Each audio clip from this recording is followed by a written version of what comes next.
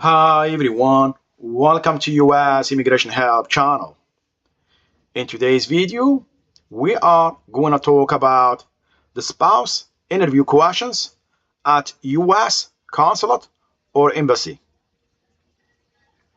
If you are new to this channel, my name is Sliman and I make videos for a family-based immigration to simplify the immigration process and give you a confidence to go through your immigration journey by yourself. First of all, I am not an immigration attorney. I'm here to help you based on the information I have from USCIS, Embassy, and the consulate around the world. If you find this video very helpful, please subscribe, share, hit the notification bell, and give us a big like so YouTube can share the video with more people. So if you're ready, let's get started.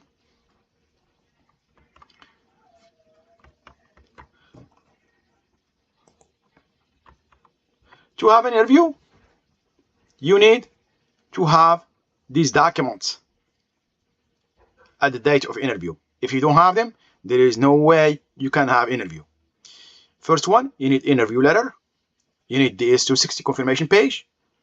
That's the most important tool just to go inside the consulate or embassy to do the interview.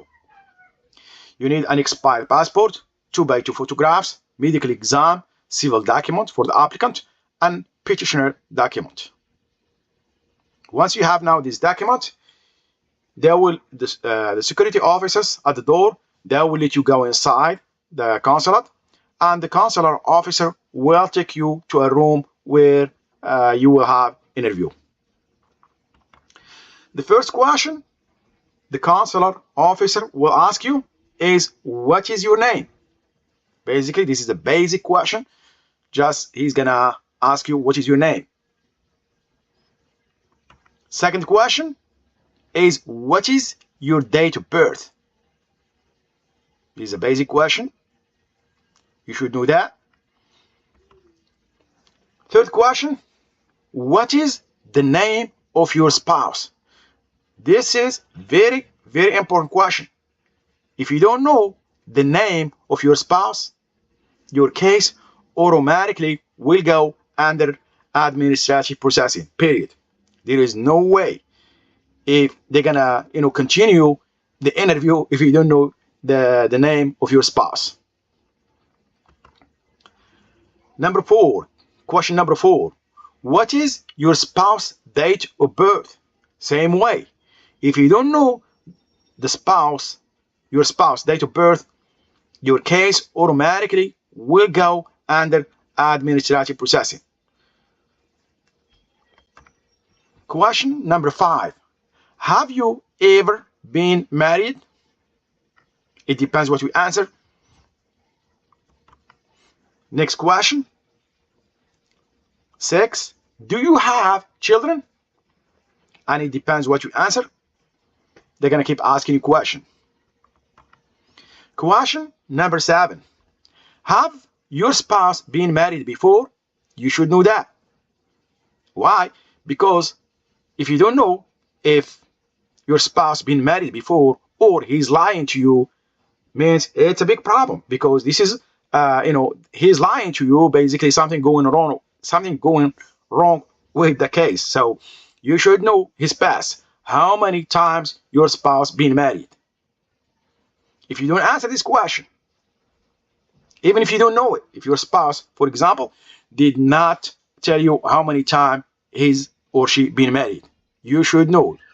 If this answer is wrong, your case will go under administrative processing.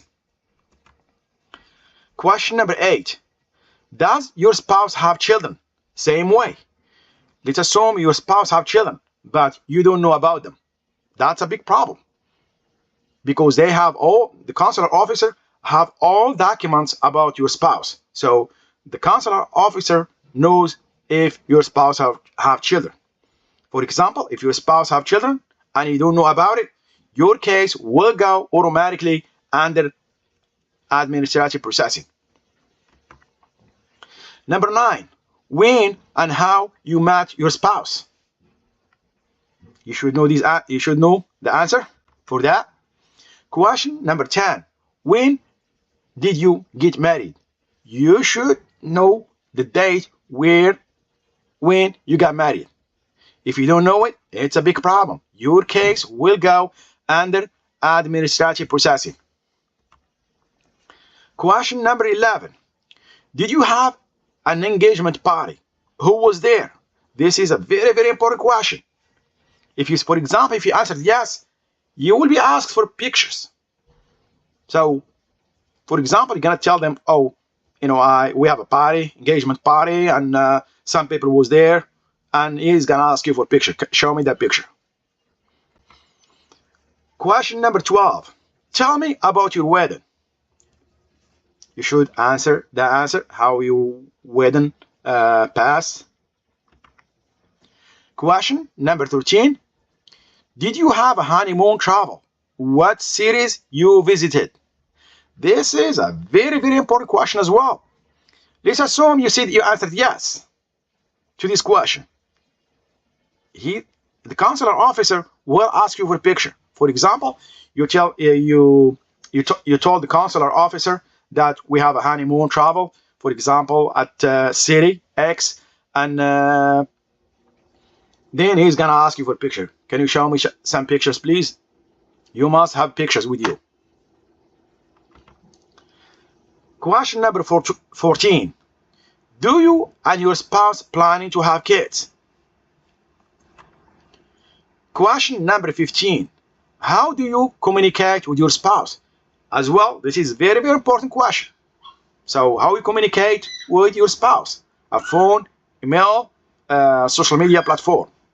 Let's assume you see a phone. It's gonna ask you for transcript calls. If you say, for example, social media, he's gonna ask you for transcript from the social media. It depends what you answer right here. He's gonna ask you some proof, basically. Question number 16. What is your spouse's phone number and email? That is very, very important. If you do not answer this question correctly, your case will go under administrative processing, especially for the phone, if you don't know the phone of your spouse. Question number 17. How often do you talk to your spouse? Question number 18. Where your spouse live in USA? You must know this answer as well. So you should know where you're going. If you do not answer this question correctly, your case will go under administrative processing. Question number 19. Where your spouse work? This question as well, it is very important. You must answer this question correctly. You should know the situation of your spouse. If you do not answer it correctly, your case will go under administrative processing. Question number 20. What does your spouse do for a living? This is very, very important. And a lot of people know they do not answer this question correctly. And sometime or most of the time, the case will go under administrative processing. You must know what your spouse do for a living. Question number 21. What is the spouse salary? Why they ask you that? Because they want to know if the marriage is legitimate, if it's a good faith marriage or not. Because if the spouse is lying to you, that means that's not legitimate marriage. Question number 22. Does your spouse support you financially? And it depends what we answer right here. If you answered yes, the consular officer may ask you for proof. Question number 23. How many times your spouse came to visit you after marriage? This is very important. And this one happened to my spouse. So when they ask this question to my spouse, they ask her how many times your spouse came to visit you after marriage. She answered twice, and they asked her for proof. So basically, just you gotta show them, or you gotta have a proof that the spouse came 2 times to visit you. Question number 24. How long your spouse stayed in his last visit? You must remember how long the spouse stayed in his last visit. Question number 25. What is the car model of your spouse? Question number 26. How long your spouse been in USA? You must, answer this question correctly as well. If you marry someone, you must know how long he been in USA. Question number 27. Where are you planning to stay in USA? This is very important question because this is where you will receive your green card, and you must know where, when you travel, where you will go. If you don't answer this one correctly, it will go under administrative processing. Question 28. Which occupation do you tend to work in USA? This is as well very, very important question because this question, it was in DS-260. When you file DS-260, this question, you already answered that question. So you must remember the answer you put in DS-260. If you, for example, if the question is different than the one you put in DS-260, your case might go under administrative processing. Question number 29. Where are you planning to stay in USA? Why they ask you this question? They want to know if you are going to your husband, your spouse address, or going somewhere else. If you're going somewhere else, means that marriage is not a good marriage. It's a fraud, basically. So if you don't answer this question correctly, your case will go under administrative processing. Question number 30. Do you live with spouse family or with your family? That question was asked. The consular officer asked this question for my spouse. Question number 31. Are the parents of the spouse alive? Question number 32. How does your spouse family feel about your marriage? This is very important. Question number 33. What is your spouse mom name? If you don't answer this question correctly, because this question, the last three questions are, following each other. So if you told them I live with the spouse family, but you don't need the name of the mom, that's a big problem. Your case might go under administrative processing. Question number 34. How old is spouse mom? Question number 35. What is the spouse dad name? Same way. If you live with the parent of the spouse and you don't know the names, that's a big problem. You are lying, basically.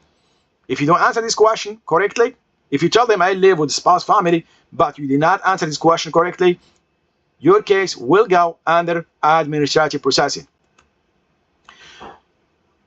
Question 36. How old is spouse dad? Question 37. How many siblings does your spouse have? As well, this question, it is very important. Why? Because you told the consular officer I live with the spouse family, but you don't know how many siblings he has or she has. If you don't answer it correctly, your visa case will go under administrative processing. Before we go to the end of this video, for these questions, they are vetting you basically. They want to see first if the marriage is legitimate and is not a fraud. That's the first one. And also they are vetting you for personal. You are not affiliated with the organization that will harm USA, just an example, or terrorist organization, or communist party, or just basically just they ask you a question that will help them vet your case. So this is the end of this video. I hope you like it. If you do, please subscribe, share, hit the notification bell. Thank you, and see you next video.